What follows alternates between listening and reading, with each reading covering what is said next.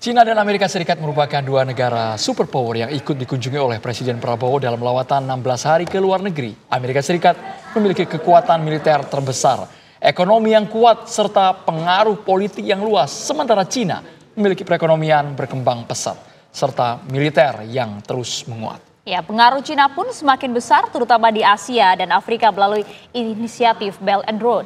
Namun kedua negara ini cenderung berseberangan dalam sisi politik dan juga pendekatan ekonominya. Lantas bagaimana Presiden Prabowo Subianto menempatkan dirinya di antara Donald Trump dan Xi Jinping agar sejajar dipandang dunia internasional?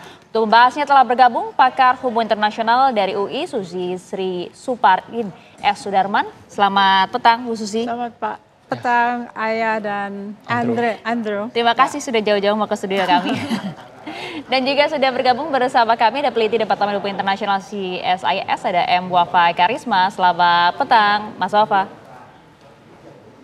Selamat petang, Mas dan Mbak Susi juga. Mohon maaf belum dapat bergabung langsung di studio. Siap, terima kasih banyak Mas Wafa. Saya langsung mau ke Bu Susi terlebih dulu. Ibu melihat lawatan dari Presiden Prabowo di awal kepemimpinannya ke Cina dan juga Amerika. Tapi kita tahu betul kunjungan pertama ini adalah ke Cina. Anda melihatnya ini sebagai pesan apa? Pesan saya adalah jangan lupa sejarah. Dulu kita konferensi Asia Afrika kita yang mengundang Cina. Tapi Cina belum jadi sebesar ini. Sekarang kita diundang Cina tapi harus menyerahkan ini dan itu ya kan. Jadi sebetulnya apakah kita lupa sejarah atau sebetulnya kita sudah menyerahkan saja negeri ini kepada kondisi adidaya yang sedang bertarung lalu memilah dan memilih sesuai dengan emosi suatu saat. Menyerahkan ini dan itu tadi maksudnya apa, Bu Susi? Saya melihat bahwa hal-hal yang sebetulnya masih kontroversial di-share, malah mengatakan bahwa akan dibangun bersama, yaitu wilayah-wilayah yang overlapping. Natuna tuh overlapping. Jadi apakah ini satu tindakan yang bijak? Tapi kan saya nggak bisa bertanya karena saya kan bukan kekuasaan ya. Saya hanya bertanya, jangan lupa sejarah. Sejarah kita adalah inisiator dari kumpulan negara-negara terkebelakang untuk merdeka. Tapi situasi berbeda karena kita jauh ditinggal oleh kemajuan Cina dan kekayaan Cina. Sehingga kita jangan sampai menyerahkan kedaulatan untuk hal-hal yang dibutuhkan, yaitu uang. Saat ini kan susah uang ya. Itu aja. Baik, kita ke Mas Wafa, meminta pandangannya singkat. Negara pertama yang dikunjungi oleh Prabowo Subianto adalah Cina. Negara yang saat ini secara ekonomi, militer, perdagangan sedang berkembang pesat. Ada pesan apa Mas Wafa yang Anda tangkap? Baik, mungkin dua hal. Pertama, ini menjadi refleksi worldview atau cara pikir Pak Prabowo ya, politik luar negeri Pak Prabowo yang kita bisa lihat cukup tersentral pada politik great power, politik negara besar. Jadi memang sinyal kuat satu politik luar negeri pemimpin itu memang dilihat dari beberapa kunjungan awal. Karena ini melihat prioritasnya kemana. Kalau misalnya lihat dari 5 negara awal ini yang dikunjungi dalam satu kunjungan, terlihat bahwa Tiongkok, kemudian Amerika Serikat, kemudian dua negara yang untuk pertemuan tingkat tinggi multilateral, ini terlihat bahwa beliau hendak memainkan peran lebih di level global. Tapi ini mengingatkan saya juga ke zaman perang dingin ya, ketika kita berusaha untuk memainkan peran di antara dua negara besar, kadang-kadang dengan menaikkan satu kedekatan dengan satu negara, diharapkan negara yang lain ikut mengikuti, ikut mendekat juga. Tapi ini kalau dalam zaman sekarang perlu hati-hati karena belum tentu. Bisa jadi semakin terpojok atau semakin terbatas juga pilihan kita. Ini yang saya sedikit khawatirkan dengan bagaimana ke depan. Kita perlu lihat dua-duanya ya. Kita sudah lihat dari pertemuan yang di Beijing, ada satu joint statement yang cukup kontroversial, sedikit tadi sudah dibahas sama Mbak Suzy, yang kita bisa bahas lebih lanjut lagi. Kita perlu lihat juga yang di joint statement yang di Amerika Serikat. Ini apakah sedekat apa, seberapa besar komitmennya, itu perlu dilihat juga untuk kita bisa lihat apakah beliau betul-betul mengimbangi. Yang kurang yang kontroversial tuh MOU di bagian mana? Karena yang kami tangkap kerjasama ekonomi laut, kemudian kerjasama mineral, yang bagian mana Mas Wafa? Oke, jadi sebetulnya pencapaian luar biasa. Ada 10 billion, 10 miliar kalau nggak salah, komitmen investasi, kemudian terkait konservasi air segala macam, kemudian joint development, dan juga kalau secara prinsipal sebetulnya saya lumayan suka di kondisi dunia yang cukup banyak double standard, jadi ada prinsip-prinsip yang keluar sebetulnya saya suka, soal justice, soal inequality itu sesuatu yang di-push Indonesia, yang perlu juga Tiongkok dengar. Tetapi ada satu bagian di situ yang terkait overlapping claims. Jadi ada joint statement, kalau misalnya Mas dan Mbak nanti melihat, ada joint statement yang dikeluarkan oleh pihak Tiongkok. Judulnya itu, sebentar saya cek, judulnya Joint Statement on Promoting Comprehensive Strategic Partnership and Building a China-Indonesia Community with a Shared Future. Ini bagus sekali isinya, tapi ada satu bagian di bawah, di bagian maritim, yang tulisannya adalah Indonesia dan Tiongkok akan melakukan kerjasama di areas of overlapping claims, kurang lebih seperti itu. Nanti bisa dilihat sendiri direct quotation-nya seperti apa. Tapi ini merupakan, karena itu belum pernah dilakukan di Indonesia sebelumnya, mengakui bahwa kita dan Tiongkok memiliki overlapping claim. Itu yang menjadi kontroversi sedikit saat ini. Selama ini pemerintah kita menghindari, karena kita tidak mengakui 9-dash line, 10-dash line. Tapi pertama kali tertulis bahwa Indonesia akan melakukan kerjasama dan mengakui bahwa ada overlapping claims, kurang lebih seperti itu. Ya, apakah ini betul-betulkah kemudian Indonesia untuk pertama kali mengakui ada overlapping ini, atau seperti apa, Bu Susi? Kalau Anda berhadapan dengan gargantuan power seperti China, apakah Anda tidak akan ditelan habis-habis ya? Maksudnya prioritas oleh mereka kan kita tidak bisa menampik ya, karena kita dalam posisi lebih lemah. Jadi sebetulnya itu yang agak kurang disuarakan, karena memang sejarah sudah dilupakan oleh publik Indonesia.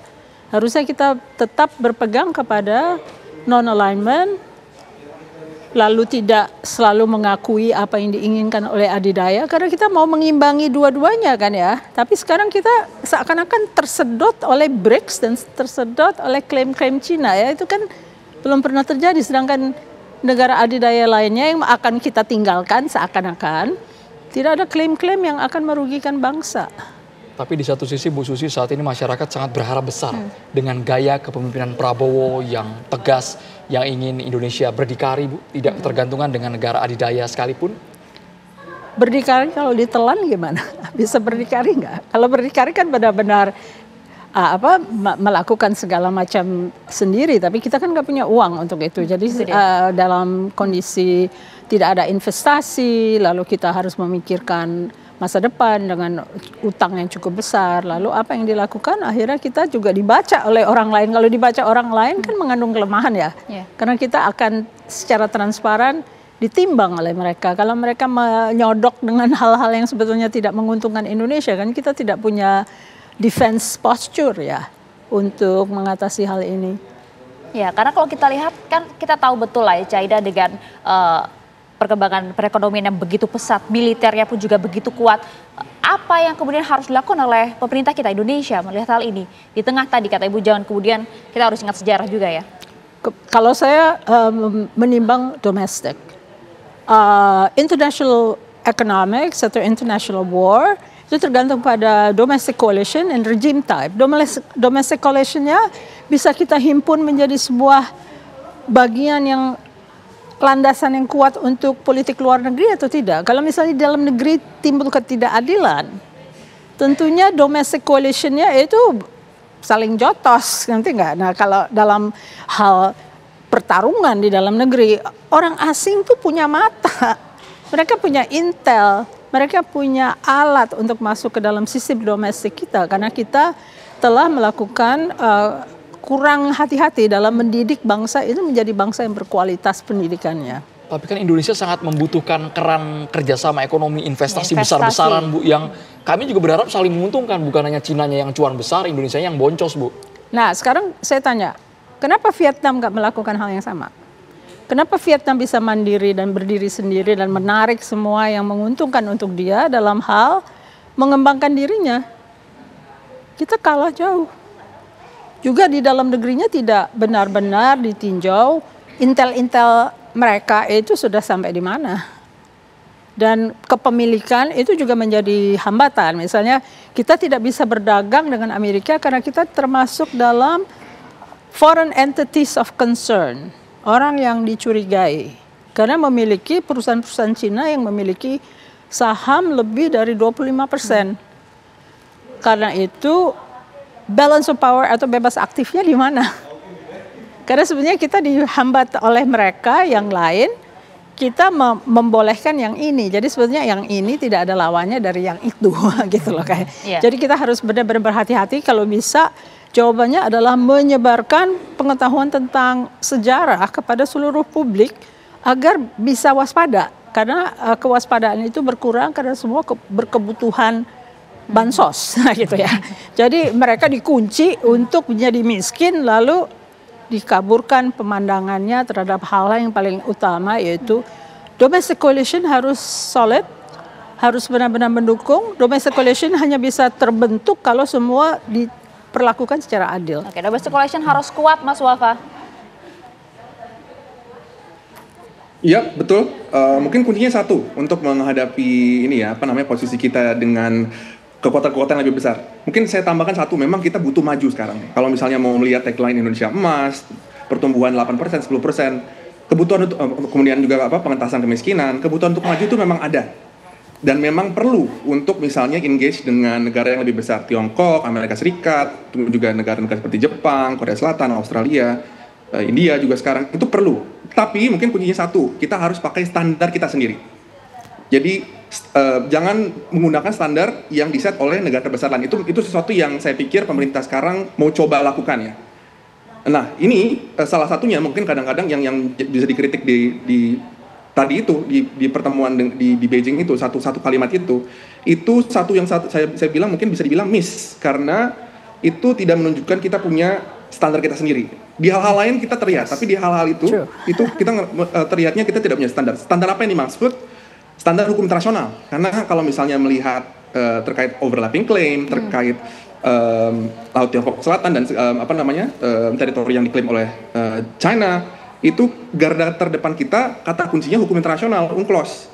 Dan dengan melupakan itu, khawatirnya itu juga kita mensinyal siapa yang ditinggalkan. Yang ditinggalkan misalnya Filipina, negara-negara tetangga kita, negara-negara yang middle power, smaller power, yang bergantung sama hukum internasional. Jadi kita juga masih di situ sebetulnya. Kita masih bergantung juga sama hukum internasional dan standar-standar yang dimengerti bersama. Jadi ini yang perlu kehati-hatian sedikit. Baik, kita ke Bu Susi ini menegaskan kembali Bu sesuai dengan judul yang kami angkat, Prabowo di antara Trump dan juga Xi Jinping. Bukankah negara kita menganut politik bebas aktif? Meskipun Ibu tadi sudah menegaskan, tetapi kalau entitas investasi asing Cina mendominasi, Amerika akan pikir-pikir. Kan bebas aktif Bu. Jadi kita tidak memihak ke banyak negara. Bagaimana Bu mencerna itu? Maksudnya gimana tuh? Maksud kami harusnya investasi dengan Cina jalan, dengan Amerika jalan, dan Indonesia tetap bisa berdiri di tengah-tengah Bu. Tapi ada batasan-batasan, setiap negara kan berhak untuk menentukan batasan yang dibutuhkan oleh negara tersebut. Nah, kebetulan kita masuk dalam kategori entities of concern misalnya, foreign entities of concern. Apakah itu akan berubah sejak Biden turun lalu Trump menghasilkan regulasi baru? Tapi nggak jauh-jauh lah. Kalau Trump akan melihat siapa yang profitable untuk Amerika, dia akan berhubungan, yaitu Vietnam. Tapi Indonesia belum menjanjikan dan terlalu banyak beban sejarah mungkin ya, beban sejarah dalam arti kedekatan dengan kekuatan-kekuatan lain. Saya setuju dengan Wafa soal international standards. Karena international standards kita artinya solider dengan negara-negara yang mempunyai konflik kawasan. Kalau kita lalu menyerahkan sesuatu kepada Cina begitu saja, bagaimana dengan Filipina yang diambil wilayahnya, lalu tidak bisa bergerak karena akhirnya harus berhadapan dengan kapal-kapal Cina ya. Kita juga berhadapan dengan kapal Cina karena dia menabrak-nabrakan kapalnya ke Bakamla dan kepada Navy, Indonesian Navy ya. Jadi kayaknya harus hati-hatilah. Hati-hati dalam kita harus propaganda ke dalam publik Indonesia bahwa was-was ini terhadap adidaya itu harus diprioritaskan. Karena sama sekali Indonesia kayaknya kehilangan cara berpikir yang rasional ya menurut saya. Oke, kita harus waspada dengan negara-negara adidaya. Tapi kita tahu betul Bu bahwa pemerintah kita Republik Indonesia dan juga Cina telah menaikkan kerjasama Blue Economy ini. Oke deh, kalau gitu kita bisa fokus tidak? Apakah manfaat yang bisa dirasakan langsung oleh masyarakat kita dengan adanya penaikan kerjasama Blue Economy ini? Dijawabin nanti Bu Susi dan juga Mas Wafa usai jeda. Saat lagi di Kabar Petang. Ada sih tentang.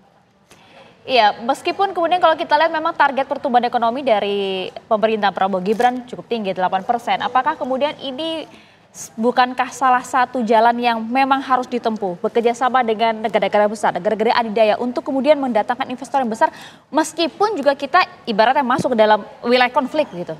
Oke, saya agak diverge dari itu ya, dalam artian katanya morality spells out your market. If you're immoral, your market will be immoral. If you have an immoral market, bisa nggak jadi growth? Itu aja. Immorality ini udah meluas. Semua nyolong, predasi, dan ini dan itu. Kalau morality itu tidak disurutkan, marketnya nggak bisa berkembang. Emang bisa? Emang bisa murid-murid saya lulusan UI mencari entrepreneurship secara open, accountable, dan good governance dari pemerintah? Supaya bisa mereka mengambil, oh porsi ini untuk saya, jangan dikasih ke Cina, kasih ke saya. Bisa nggak?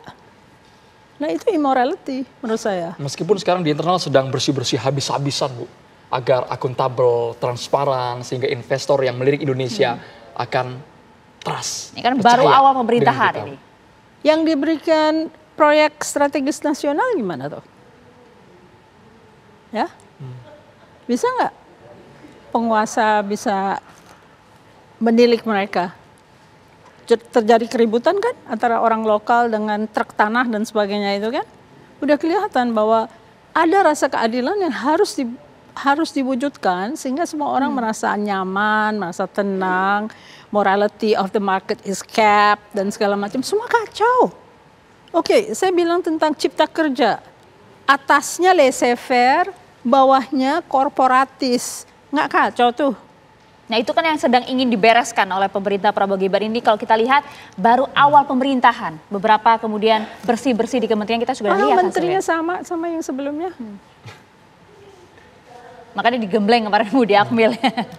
Kita mulai dari sejarah aja lah. Kalau sejarah menjadi pelajaran yang benar, tapi sejarah di jurusan UI sudah direbut oleh partai politik. Jadi ketua jurusannya akan menghindarkan diskursus nasional. Jadi kita mempunyai kendala-kendala yang immoral gitu di dalam bangsa kita. Harusnya kita menyebarkan pengetahuan yang netral tentang sejarah bangsa dan mengingat kembali jasa-jasa pembangun bangsa untuk menegakkan kemandirian. Tiba-tiba semua kelelap habis hanya karena uang. Baik. Kita coba ke Mas Wafa, karena Indonesia ingin mandiri, kami juga meminjam bahasa sejumlah pengamat bahwa Indonesia jangan sampai mengemis dengan negara adidaya, Mas Wafa. Kita tahu banyak proyek raksasa investasi dari Cina berjalan di Indonesia. Agar ini berkesinambungan tapi juga mutualisme saling menguntungkan, gimana Mas Wafa? Iya, mungkin ini sebetulnya yang Mas dan Mbak bilang tadi, momentum yang tepat. Karena pemerintahan baru, mungkin Pak Prabowo punya preferensi yang berbeda yang bisa positif terkait hal ini, dan juga karena beliau kan merupakan sejak udah lama ya, karena kalau misalnya Pak Jokowi fokus dengan agenda domestik karena background beliau, mungkin Pak Prabowo ya presiden pertama yang foreign policy presiden yang memiliki pemahaman geopolitik dan politik luar negeri yang dari sananya. Nah ini mungkin salah satu modalitas juga untuk beliau. Kita harus terus push sebagai LSM, sebagai media di dalam negeri, mengingatkan juga misalnya kalau misalnya ada hal-hal yang bagus, yang kritik, nah itu yang terus kita ingatkan. Nah, gimana caranya kita berinteraksi dengan negara adidaya, kemudian juga bisa tetap mempertahankan standar kita sendiri, harus domestic reform. Domestic reform secara standar yang tadi saya bilang, misalnya standar ketenagakerjaan, standar hijau, standar bagaimana investasi itu masuk, itu tetap perlu betul-betul diperhatikan di dalam negeri, sehingga kita terlihat politik bebas aktifnya terlihat bahwa betul independen, bahwa tidak akan terbatasi pilihan kita. Itu masalahnya kan. Ketika kita memahami bebas aktif sebagai bebas dengan siapa saja, tapi perlu ingat juga bahwa bebas aktif di masa lalu itu juga berbentuk menyeimbangkan satu sama lain. Jadi ketika ada satu negara yang mendekat, kita harus menyeimbangkan dengan mendekati negara lain juga. Keseimbangan itu perlu. Jangan sampai misalnya kita ada di masa di mana yang mau masuk ke kita cuma 1-2 negara doang. Itu yang mematikan bebas aktif. Atau misalnya masa di mana kita tidak bisa bicara tegas dengan negara adidaya. Itu menghilangkan kualitas bebas aktif. Artinya apakah kemudian yang sudah dilakukan oleh Presiden Prabowo saat ini sudah on the track begitu Mas Wafa? Sejauh ini kalau misalnya di awal ya, ini karena masih awal banget ya, belum ada tentunya karena beliau masih merasa-rasa ya, masih membangun hubungan dengan Presiden Xi Jinping, mungkin nanti besok akan ketemu Presiden Biden dan kemudian akan Presiden Trump. Itu dinamikanya belum terlihat kalau misalnya mau fair secara timeline yang seperti Mbak dan Mas tadi bilang ya, bahwa masih satu bulan beliau memimpin. Jadi perlu dilihat lagi dinamikanya. Ke depan yang nanti pertanyaannya akan terlihat adalah ketika ada krisis, ketika ada tensi, ketika ada masalah. Kalau misalnya Amerika Serikat misalnya ketika urusan Gaza atau ketika urusan perdagangan, sama Tiongkok misalnya ketika urusan Laut Tiongkok Selatan, ketika urusan investasi, kita bisa tegas dan kita tidak terhalang ketegasannya karena kedekatan kita. Jadi kalau misalnya kita sedekat itu sampai kita menutup mulut diri sendiri, itu yang agak bahaya. Gitu dia. Baik Mas Wafa, kita ke Bu Susi. Kalau urusan kemitraan dengan Trump, Bu Susi. Catatan Anda, Bu. Dari wajah kayak langsung ekspresi Bu Susi. Pertama, dia nggak peduli dengan Indo-Pasifik. Pertama, dia adalah seorang konglomerat yang hanya mementingkan profit. Dia berteman dengan Haritanu, mungkin dengan hubungan bisnis dengan Haritanu, tapi selebihnya dia kurang tertarik lah. Kita kan pernah didenda karena membuat defisit. Ceritanya membuat defisit dana APBN Amerika Serikat. Jadi jangan harap terlalu banyak. Kalau kita Vietnam, dia akan dengan sendirinya datang. Jadi different point. Pesan Ibu untuk kepemimpinan Prabowo Subianto, Kabinet Merah Putih yang akan melakukan lawatan selama 16 hari, Bu. Masih Biden sekarang. Biden akan lengser. Nanti Prabowo akan bertemu dengan Donald Trump. Mungkin Haritanu sekarang di sana diutus khusus gitu ya oleh Prabowo, saya nggak tahu ya. Kan ada di Amerika dia sekarang menemui Donald Trump. Jadi mungkin dia adalah pemegang kunci untuk membuka hubungan yang lebih baik. Karena biasanya personal relations itu jauh lebih bermutu dibandingkan state to state relations. Heart to heart ya Bu ya? Ya. Ya, dan tentunya pemerintah kita harus jelas menentukan sikap terlebih lagi dalam situasi-situasi kritikal tadi ya Bu ya. Ya, dan seperti Wafa katakan, ingatkan, wartawan harus mengingatkan publik Indonesia mewaspadai hubungan dengan adidaya. Apakah itu menguntungkan atau merugikan, publik harus paham. Terima kasih banyak Ibu Susi, Terima Mas kasih Wafa. Bu Susi. Terima kasih. Mas Wafa, ada pesan Mas Wafa agar negara Indonesia tidak dikekang oleh negara-negara adidaya ini, tapi tetap bisa ada nilai tawar, Mas Wafa. Iya, satu cari alternatif. Jadi kita jangan sampai melihat hanya Tiongkok sama Amerika Serikat aja. Itu yang sekarang agak kurang imbalance ya, karena Amerika Serikat begitu konsentrasi dengan dirinya sendiri, sementara Cina dengan kita betul-betul karpet merah gitu loh, dengan Indonesia tuh. Hubungannya begitu kuat dengan Tiongkok, jadi kita terkesannya agak menggeser ke sana karena ya memang mereka yang sedang secara politik, secara diplomasi sangat welcome. Kalau di Amerika Serikat, ya mereka sedang sibuk diri sendiri, dan atau misalnya sekarang sibuk di Middle East lagi, sibuk dengan aliansi masing-masing. Itu yang membuat imbalance. Nah, saran saya untuk membuat lebih balance lagi, kita masih ada partner lain kok. Ada Jepang, ada Australia, ada Korea, ada ASEAN masih negara-negara Asia Tenggara. Sekarang ada India juga yang lebih rise dan bisa menawarkan banyak hal. Ini yang perlu dieksplor lebih dan perlu ditambah. Ingat bagaimana salah satu praktek bebas aktif kita itu ketika kita mendekat dengan satu negara. Ingat zaman-zaman ASEAN berkembang jadi East Asia Summit, kemudian ada Dialogue Partners.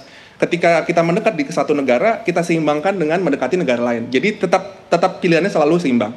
Itu yang jadi pelajaran cukup penting di dekade 2000-an, 2010-an yang perlu kita tetap pertahankan untuk sekarang ya. Kalau misalnya kita mau berhati-hati melihat politisasi hubungan saat ini, karena dunianya sangat terpolarisasi, berdagang sama orang saja bisa dilihat sebagai satu statement politik, atau misalnya mendekat satu langkah itu rival-rivalnya semua langsung mengernyit, langsung melihat dengan sinis. Itu yang kita perlu agak hati-hati, jangan sampai terpolitisasi. Mas Wafa, tentu kita harus berhati-hati agar kemudian tidak terpengaruh dengan politisasi ini, tapi kita tahu betul bahwa nanti Amerika di bawah kepemimpinan Donald Trump yang kita tahu betul memang merupakan seorang pengusaha, dan juga kita, Indonesia dan juga Amerika memiliki sikap yang berbeda kalau kita berbicara mengenai soal Israel dan juga Palestina. Bagaimana kemudian nanti pemerintah kita Indonesia, dalam hal ini Presiden Prabowo Subianto, bisa memanfaatkan hal-hal yang bisa kemudian diambil dengan memiliki nilai yang bisa kemudian diserap oleh Indonesia dengan dua tipe politik yang berbeda seperti ini? Terkait Trump ya, kalau terkait Trump, dengan macam-macam kehebohan yang beliau tunjukkan, ada satu hal yang mungkin bisa positif buat kita. Sebenarnya nggak positif banget sih, tapi beliau lebih, mungkin bahasa halusnya lebih pengertian dengan urusan-urusan energi, transisi hijau, dengan urusan ketenaga kerjaan.